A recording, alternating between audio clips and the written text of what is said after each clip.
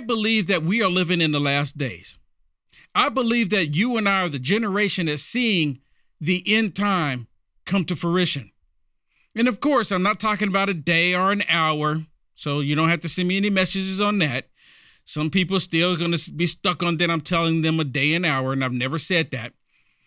But I do believe that we are the generation the Bible tells us that sees these things take place.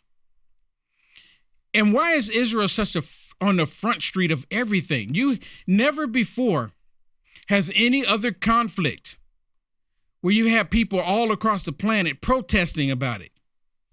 What other conflict? They didn't even do this much protesting about George Floyd, and George Floyd actually showed up overseas. But what's happening in Israel is happening all in the United States of America. You have these idiot leftists out there protesting. It's happening in Japan. It's happening in Europe. It's happening all across the planet, how they're protesting against Israel from defending themselves. Don't you think that Israel should be able to defend themselves if it was the United States of America being under attack? Not a single one of these nations would come to us and say, hey, you need to cease fire. You need to cease fire. They wouldn't do that. You know why? Because we keep giving money to all of these nations. So they won't say anything. Don't say anything about the United States of America because they give us money. But when it comes to the case of Israel, what's happening, I truly believe, is biblical. We have AI. We have these people that look like these demonic dragon queens, all Satanists, all of the evil things that the Bible told us that we would see would be happening, and more is coming. More of the stupidity is coming. Look at this real quick with Kamala Harris. I want you to look at Kamala Harris. Kamala Harris is such an evil woman, and she's on there basically putting a warning out to Israel that if Israel decides to continue on with their attacks, that there will be consequences. Now, let me ask you a question. Israel moved all these people into a certain location, all the innocent men and women and children. But guess who went with them? Hamas, because they're a bunch of cowards. They hide behind civilians. They shoot rockets, and they're still shooting at Israeli soldiers. They're still hiding behind them. So why would they do that? They're doing that because they're a bunch of cowards. And what Joe Biden and the United States of America did at the United Nations today should be alarming to every single person in this country.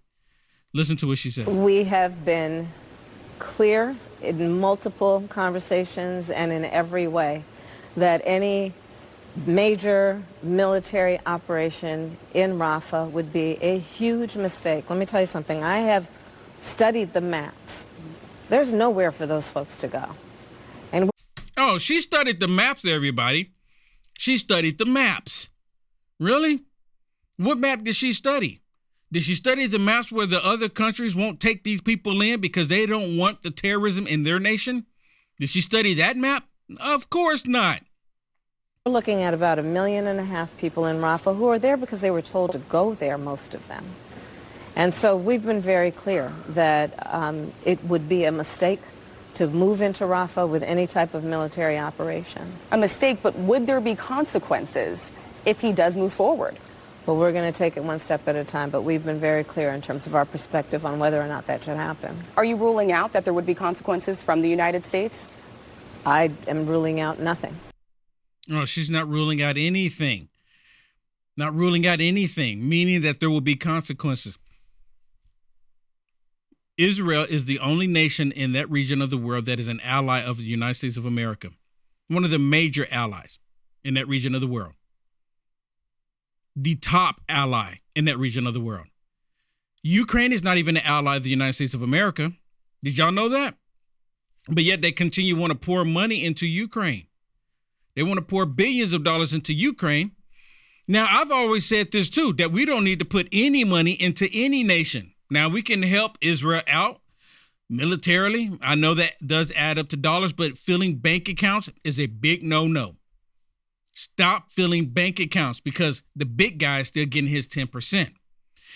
Listen to this, because Hamas, they said they're going to release hostages, but they end up killing another hostage. And they're asking Israel to do a ceasefire still.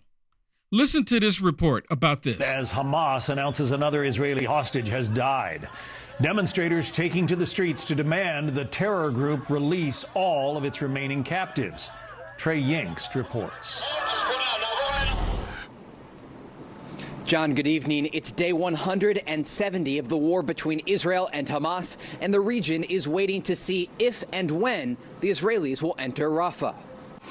Secretary of State Antony Blinken wrapped up his tour of the Middle East and had some tense meetings here in Tel Aviv with the War Cabinet about what comes next. Biden administration officials, from the president himself to Vice President Kamala Harris, have all had the same message: do not enter Rafah, with the vice president saying this on Saturday.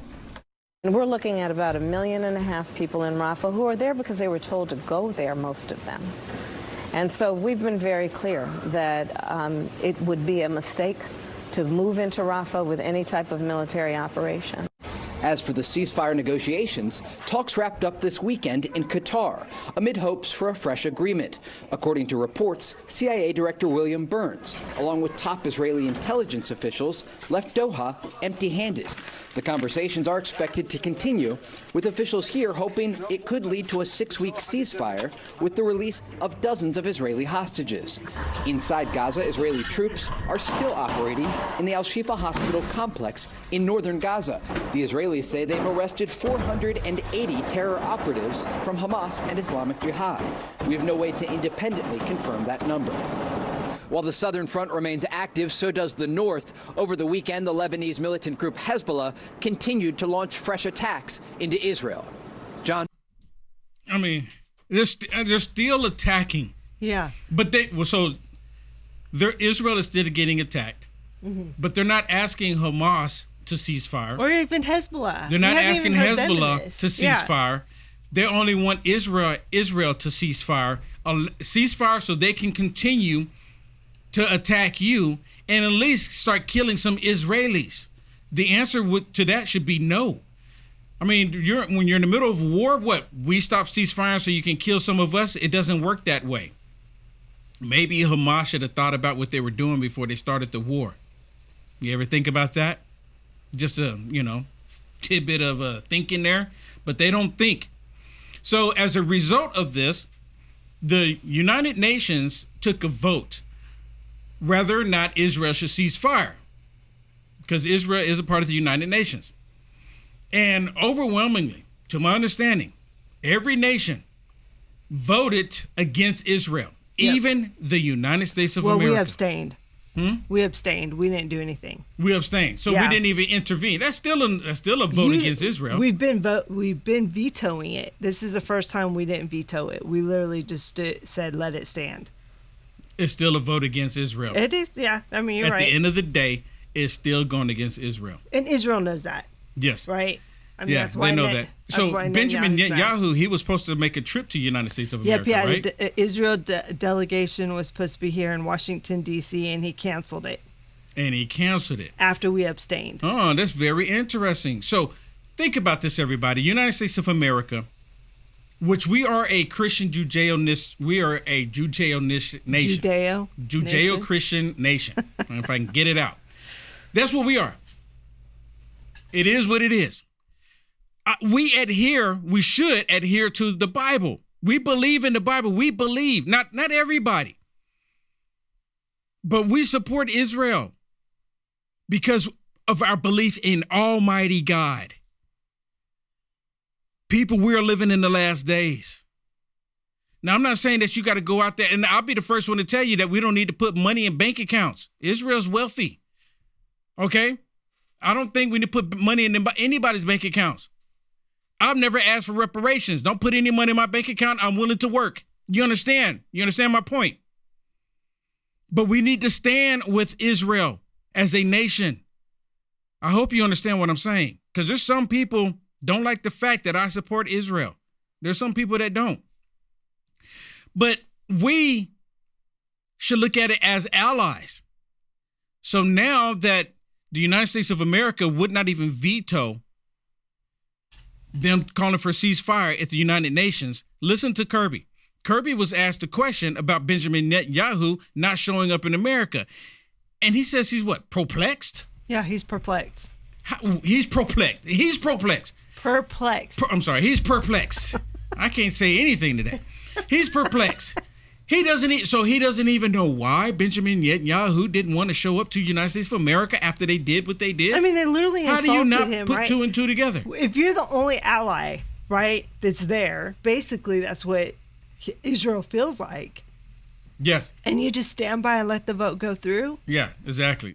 So listen to this interaction. You say it's not a shift in policy by voting for this today.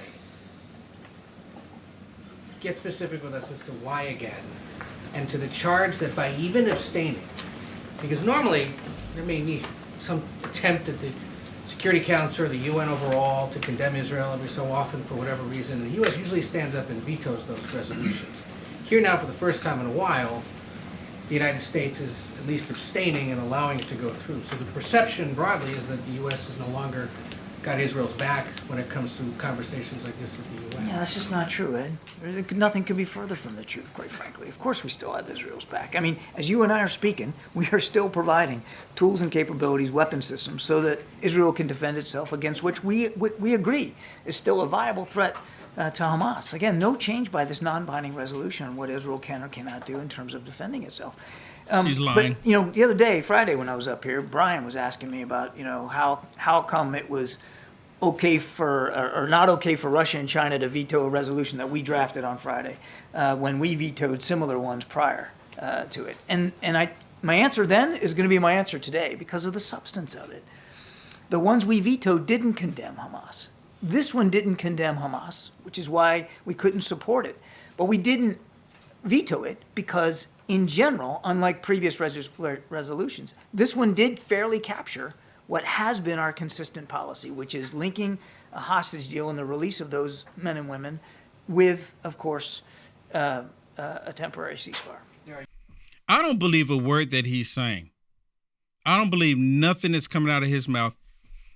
They could have stood up and said no to a ceasefire, trying to force Israel to do a ceasefire. He could have stood up to that. The United States of America said, look, you can't expect them to ceasefire when Hamas is not going to ceasefire. And he said, well, because this didn't condemn Hamas. Are you kidding me? Of course it.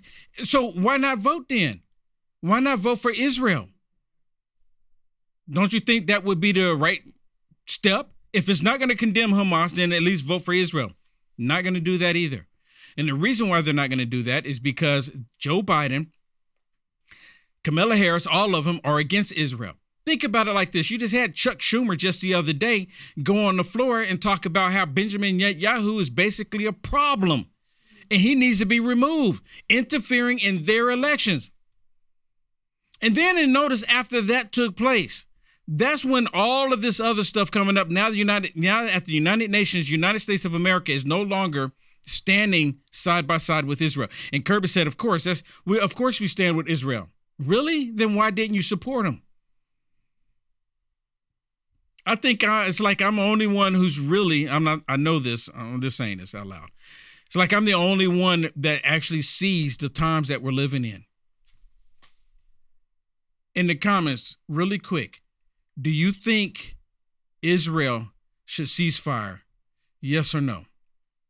I just want to know, because I know a lot of people, there's people that don't like Jewish people. Now, look, what people that haven't realized, there is a difference between conservative Jewish people and liberal Jewish people, just like black people. There's a lot of black people out there, right? So I'm a conservative black American, so I don't think the same way these other people do. And it's the same thing in the Jewish community. And some people are unable to make that connection. They can't, it's like they can't grasp it. But they shouldn't stop. I'm sorry. And see, think about this. If what Hamas is wanting, they want them to just drop a bomb on all of those people. This is what Hamas is wanting. This is what these Islamic terrorist groups want. They want Israel to just drop a bomb. So then they can say, oh, look, everybody, Israel just killed all of these innocent men, women, and children.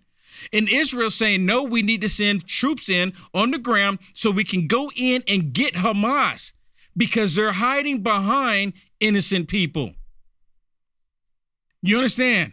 That's the reason why they have to go in. They can't just drop a bomb. You like the content Will Johnson is producing? To stay informed and up to date with the current events, go ahead and hit the thumbs up and subscribe to see more videos like this one. Also, to find Will Johnson, visit www.uaf.media.